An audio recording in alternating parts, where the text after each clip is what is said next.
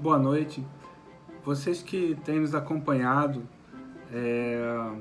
essa leitura, né, de 3 homens em gerações distintas, um de 44, um de 17 e um de 10 anos, e que tem gostado dos nossos comentários, das nossas percepções, se inscreva no nosso canal. Nós estamos avançando a cada dia na leitura e na interpretação de livros, ora livros de sabedoria, ora os livros que são atribuídos a Salomão. E é muito bom poder compartilhar com vocês essa aventura, esse caminho.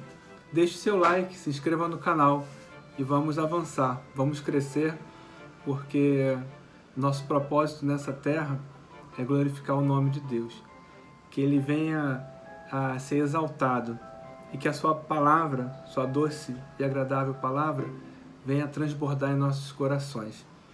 No livro de Eclesiastes, nós estamos fazendo a leitura do capítulo 2 hoje. E é um livro bastante intenso. Você pegar os códigos dele, pegar as palavras-chave, as percepções do homem mais sábio que existiu, o homem que acumulou fortuna, riqueza, status e poder.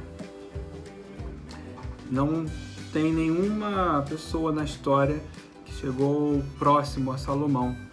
E ele traz aqui alguns códigos muito sutis, porém com uma intensidade, uma potência muito enorme. Os meus filhos, os dois, o Mateus e o Daniel, eles ficaram muito assim atentos ao versículo 13, onde diz: "Então eu vi que a sabedoria é mais excelente do que a insensatez, assim como a luz é mais excelente do que a escuridão." É uma frase muito óbvia, né? Para nós. É claro, viver com sabedoria vai ser sempre muito melhor. Mas o interessante é que a sabedoria, ela vem de Deus, ela vem do nosso Pai. Nós precisamos buscá-la incessantemente e com intensidade para alcançar. E viver na luz não tem comparação, né? Nos dias de hoje, você tem vários artifícios, uma lanterna no celular, uma lanterna de LED, entre outros recursos que faz com que você ilumine os seus caminhos. Mas essa luz artificial, ela não tem comparação com a luz espiritual. A luz que vem do nosso Pai, do seu Filho amado Jesus e do Espírito Santo. Eu quero avançar nessa leitura e compartilhar o versículo 26, que para mim ele deixa aqui uma palavra muito intensa.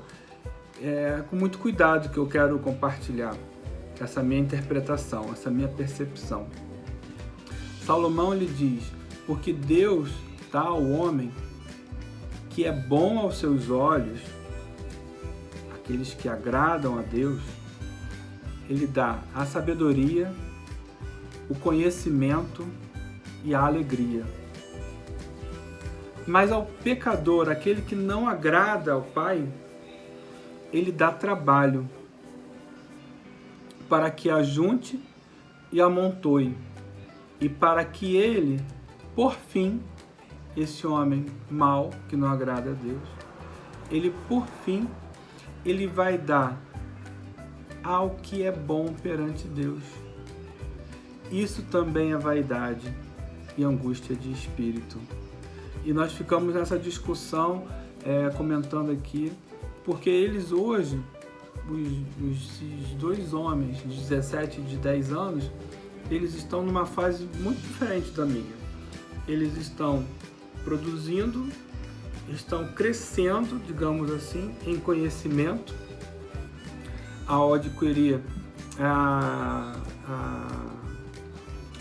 ao frequentar, né, uma escola, ao frequentar os cursos, ao fazer as suas leituras, eles estão adquirindo conhecimento e sabedoria também. Porém, a percepção deles de sabedoria nessa fase de idade é bem diferente de uma fase adulta. E eles não conseguem ainda, nesse momento, enxergar essa questão do trabalho que Salomão aqui está trazendo. Eu fiquei aqui atento a essas 3 palavras-chave: sabedoria, conhecimento e alegria. Essas 3 palavras, elas têm que estar presentes no meu dia a dia, no dia a dia dos meus filhos. Porque o contrário disso, Salomão traz a palavra trabalho. Eu não quero ter esse conceito de trabalho, que naquela época, né, tinha outra conotação. Hoje, pela linguagem, a forma como evoluiu as palavras, a palavra trabalho hoje tem um outro sentido, um sentido de produção, de gerar algo, de ter um fim determinado. Eu vou fazer tal coisa e isso é trabalho. Eu vou produzir tal obra e isso é trabalho. Mas naquela época, quando Salomão descreveu esse termo, né, ele estava muito associado às pessoas que não eram prósperas, às pessoas que precisavam estar fazendo riquezas para outro. E essa conexão aqui foi muito forte para mim, aonde eu quero estar atento a essas 3 palavrinhas: sabedoria, conhecimento e alegria. Naquilo que eu colocar as minhas mãos, isso é promessa de Deus, ela diz, a palavra sagrada diz, que aonde colocar a planta dos meus pés, ali será abençoado, e o que eu colocar as minhas mãos prosperará. Eu quero viver isso intensamente, prosperar, mas com sabedoria, conhecimento e alegria. Porque quem trabalha, aqui segundo a visão de Salomão, é uma pessoa que não agrada aos olhos de Deus. E aí, acabei que fiz uma conexão com outro versículo, que diz: porque ao homem que trabalha com sabedoria, conhecimento e equidade. Salomão diz: porque há o homem que trabalha com sabedoria, conhecimento e equidade.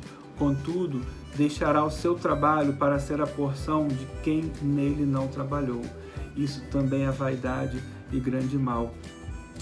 Mais uma vez ele enfatiza que aqueles que estão trabalhando, gerando riquezas, amontoando, sem um propósito, sem um fim específico de glorificar o nome de Deus, o nome do nosso Pai, ele, no final das contas, ele vai ter aflição de espírito, principalmente na hora que ele estiver próximo, né, dos seus últimos dias, já numa idade mais avançada, onde ele vê, cara, tudo aquilo que eu acumulei, tudo aquilo que eu gerei de riqueza nessa terra vai ficar para os meus herdeiros.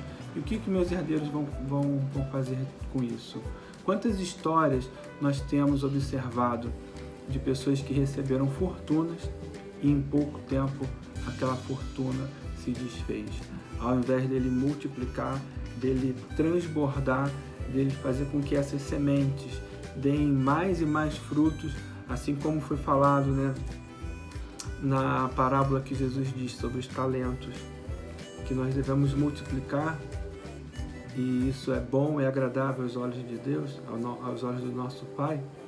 Quantas pessoas ficam angustiadas em observar que, no final das contas, ela não usufruiu da sabedoria, do conhecimento e da alegria. Que aquilo que ela produziu, no fundo, estava simplesmente associado ao trabalho. Eu não quero ter isso na minha vida. Eu quero estar compartilhando com vocês essa expressão. Vamos estar atentos no final dos nossos produtos, quando nós colhermos esses frutos, que a gente tenha essa observação, o quanto de felicidade eu pude presenciar, eu pude usufruir durante aquele período em que eu estive produzindo, em que eu peguei aquela semente, levei ao solo, isso de uma forma muito intensa, cuidei daquela semente, ela cresceu, produziu seus frutos e isso me alegrou. Meus amigos, essa palavra de hoje é uma palavra que mexe com as nossas bases, mexe com os nossos conceitos e as nossas crenças. Vamos ficar atentos. Produção, sim. Gerar riquezas, sim. Mas que a sabedoria, o conhecimento e a alegria, eles estejam juntos. Porque isso é um sinal de que estamos no caminho correto, no caminho que é agradável a Deus. Nós estamos sendo abençoados por Ele. Bom, por hoje eu quero deixar essa palavra de reflexão. Fiquem com Deus e tenham uma noite de paz.